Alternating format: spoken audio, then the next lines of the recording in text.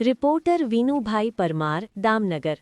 લાઠી તાલુકાના ઠાંસા ગામે લાઠી તાલુકા કક્ષાના 77મા પ્રજાસત્તાક દિનની ઉજવણી લાઠી પ્રાંત અધિકારી શ્રી બ્રહ્મભટ્ટ સાહેબના અધ્યક્ષસ્થાને યોજાયેલ।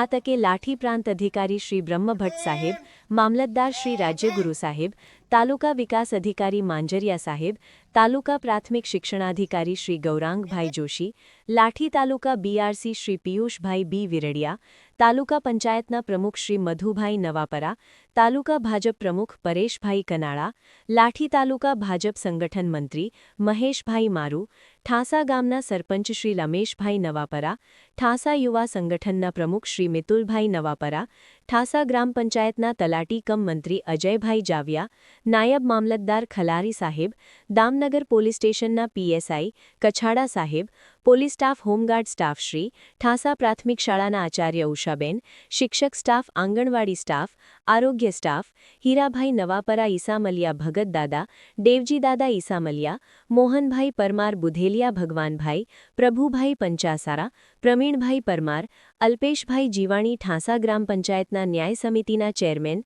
સામતભાઈ ઉર્ફે જીણાભાઈ પરમાર, પરેશભાઈ વાઘેલા તેમજ ઠાંસા ગ્રામ પંચાયતના સભ્યો, કાચરડીના સરપંચ ઘનશ્યામભાઈ રાઠોડ, બાબુભાઈ ખુમાણ, રાભડા સરપંચ ભરતસિંહ, મૂળિયાપાટના સરપંચ બાબુભાઈ મારુ, સુવાગઢના સરપંચ મુકેશભાઈ અને સુવાગઢ પ્રાથમિક શાળા, ઠાંસા પ્રાથમિક શાળા તેમજ ઝેડએમ અજમેરા હાઈસ્કૂલના બાળકો દ્વારા વિવિધ કૃતિઓ રજૂ કરવામાં આવી તેમજ આગેવાનો અને ગ્રામજનો પણ મોટી સંખ્યામાં ઉપસ્થિત રહ્યા હતા।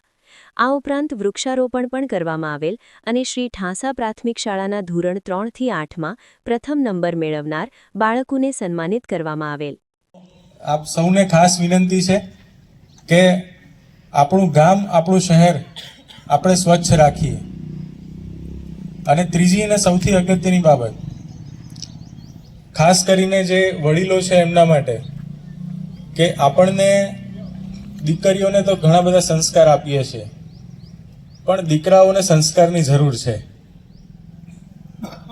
અત્યારે સમાજમાં તમે જોતા હશો કે ગુનાહિત પ્રવૃત્તિઓ ઘણી બધી વધી છે, તો દીકરીઓને તો આપણે મજબૂત બનાવીએ છીએ, યુવા પેઢીને આપણે મજબૂત બનાવીએ છીએ, પરંતુ આપણા દીકરાઓ છે એમાં સંસ્કારોનું સિંચન કરીએ